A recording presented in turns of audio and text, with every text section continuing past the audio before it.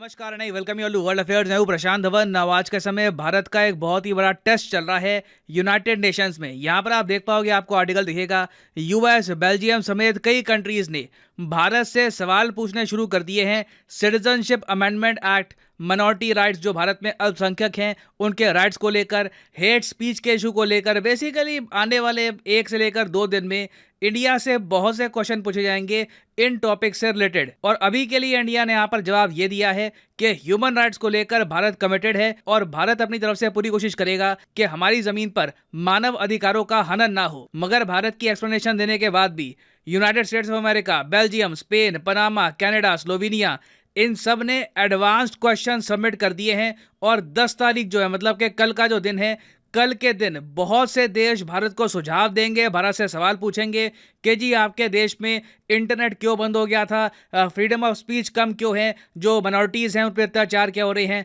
और अगर यहाँ पे आपका क्वेश्चन है वेट, अचानक से ऐसा क्या हो गया। ठीक है, ये बीच बीच में ये इशू कभी कभी उठता है, मगर सडनली यूनाइटेड नेशंस में इतने सारे कंट्रीज ये टॉपिक इकट्ठा उठाएंगे, ऐसा क्या हो गया। देखिए, आज के समय टोटल 14 देश है दुनिया में जिनका चल रहा है यूनिवर्सल पीरियोडिक रिव्यू, और इन 14 कंट्रीज में से अभी के लिए इंडिया भी शामिल है।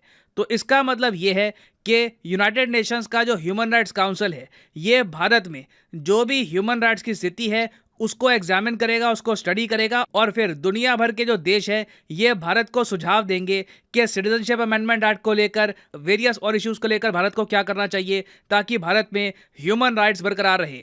अब यहाँ पे आपका बहुत ही ऑब्वियस क्वेश्चन ये आएगा कि जो ये यूनिवर्सल पीरियोडिक रिव्यू है, ये क्या एक टाइप का एग्जाम होता है क्या ह्यूमन राइट्स से रिलेटेड, जहाँ पर दुनिया भर के बाकी देश आपको नंबर देते हैं, आपको जज करते हैं इस बेसिस पर कि आपके देश में मानव अधिकारों पर कितना आपने प्रोग्रेस किया है, कितनी तरक्की करी है, और आपके नागरिकों के मानव अधिकार किस हद तक आप डिफेंड करते हो। ये बिल्कुल एक टाइप का टेस्ट ही है, और बिल्कुल ये बात सही है कि बाकी देश जज करते हैं एक कंट्री को, मगर ये टेस्ट हर साल नहीं होता। 3.5 से लेकर 4 साल में एक बार ये रिव्यू होता है। भारत इससे पहले एक रिव्यू 2017 में दे चुका है, अब 2022 में भारत फिर से ये रिव्यू दे रहा है। ये पूरा जो सिस्टम है यूनिवर्सल पीरियोडिक रिव्यू का, ये शुरू किया गया था 2006 से, और हर सेशन में जैसे मैंने आपको बताया 14 कंट्रीज का रिव्यू किया जाता है, इनको स्कैनर के अंदर रखा जाता है। और आज के समय ना सिर्फ इंडिया, यूनाइटेड किंगडम, उसके अलावा यहाँ पर आप देख पाओगे मोरक्को, और साथ में वेरियस और कंट्रीज हैं, उनसे भी यूनाइटेड नेशंस के ह्यूमन राइट्स काउंसिल में वही सवाल पूछे जा रहे हैं जो भारत से पूछे जाएंगे ह्यूमन राइट्स के इशू को लेकर। अब यहाँ पे आपका एक सवाल आएगा कि भारत में मानव अधिकारों की स्थिति क्या है, यहाँ पर क्या मानव अधिकारों को डिफेंड किया जाता है, नहीं डिफेंड किया जाता, इसका डेटा यूएन के ह्यूमन राइट्स काउंसिल के पास कैसे जाएगा। तो देखिए, इसमें यूज किए जाते हैं 3 टाइप के डॉक्यूमेंट। पहला तो डॉक्यूमेंट आता है भारत सरकार से। भारत सरकार तैयार करती है नेशनल रिपोर्ट। ये नेशनल रिपोर्ट दी जाती है यूएन ह्यूमन राइट्स काउंसिल को, और उसके हिसाब से ये लोग देखते हैं कि भारत में कितने लोग हैं, उनको टॉर्चर किया गया, कितने जर्नलिस्ट थे, उनकी फ्रीडम छीनी गई, बहुत सी बातें यहाँ पर होती है। उसके हिसाब से जज करते हैं कि एक कंट्री कितना अच्छा परफॉर्म कर रहा है ह्यूमन राइट्स के हिसाब से। ना ऑब्वियस ही बात है, दुनिया में किसी भी कंट्री की सरकार से एक्सपेक्ट नहीं कर सकते आप कि वो बिल्कुल क्लियर पिक्चर बताएगी आपको ह्यूमन राइट्स के इशू को लेकर। तो आपको और भी चाहिए होता है यहाँ पर डेटा।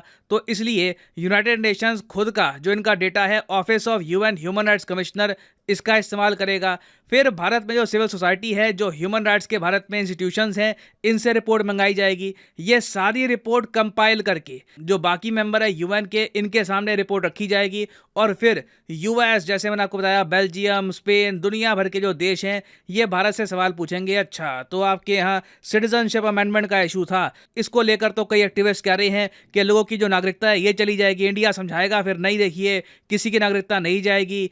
इस बात को लेकर काफी अफवाह फैलाई गई थी। तो भारत पे काफी इल्जाम लगेंगे, भारत से काफी क्वेश्चन पूछे जाएंगे, और भारत ऑब्वियसली खुद को डिफेंड करेगा कल।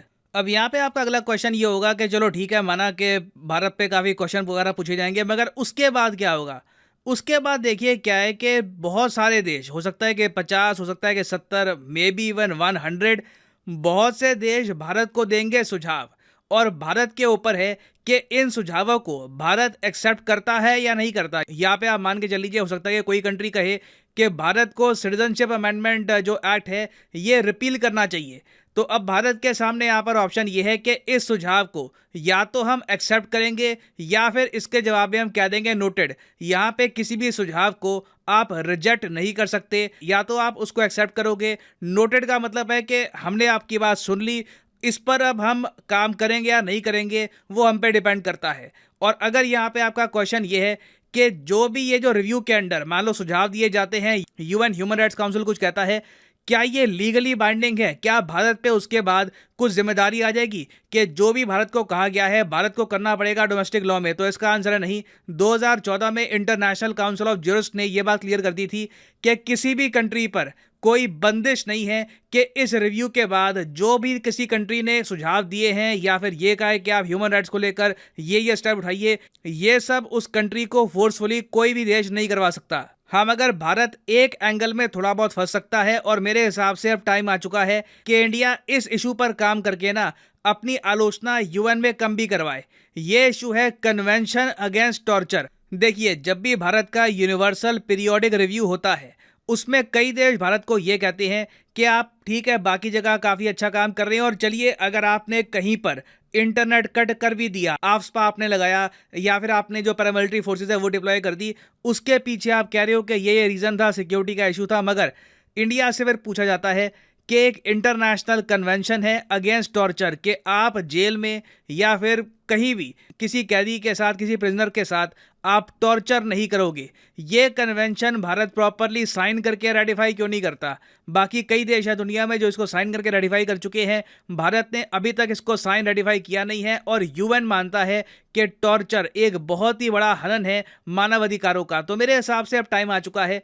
देखिए, कई इश्यूज़ हैं जिन पर हम कुछ कर नहीं सकते। अब कोई हमको ये कह दे कि सिटीजनशिप अमेंडमेंट एक्ट में ये आप चेंजेस लेके आइए, ये आप करिए, obviously India in the and वही करेगा जो हमें सूट करता है। ठीक है, किसी के कहने पर हम अपने लॉज चेंज नहीं करने वाले, मगर कई लॉज हैं इनमें हम इम्प्रूवमेंट कर सकते हैं, या फिर कई एस्पेक्ट हैं वहाँ पे जो इंटरनेशनल स्टैंडर्ड है उसको हम फॉलो कर सकते हैं। जैसे कि टॉर्चर का इशू आ गया, अगर इंडिया अपने देश में प्रॉपरली जो ये कन्वेंशन अगेंस्ट टॉर्चर है इसको रेटिफाई करके टॉर्चर बैन कर देता है हर तरफ से, तो इससे आप देखोगे इंटरनेशनली भी ह्यूमन राइट्स के इशू को लेकर इंडिया की रैंकिंग में काफ़ी इंप्रूवमेंट आएगी। और जब भी ये रिव्यू होगा तो उस वक्त भारत की आलोचना भी कम होगी। तो अब कल का दिन मैं कहूँगा बहुत ही इंटरेस्टिंग होगा, बहुत न्यूज़ आएगी। जो भी कुछ खास डेवलपमेंट होती है, कोई कंट्री अगर कुछ खास ही कह देता है भारत के बारे में और भारत उसके जवाब में बहुत ज़्यादा कड़ा रिप्लाई करता है, उसके बारे में मैं एक डेडिकेटेड वीडियो आपके लिए कल ले आऊँगा। फॉर द टाइम भी याद रखिएगा कि भारत का हो रहा है आज के समय एक यूनिवर्सल पीरियोडिक रिव्यू।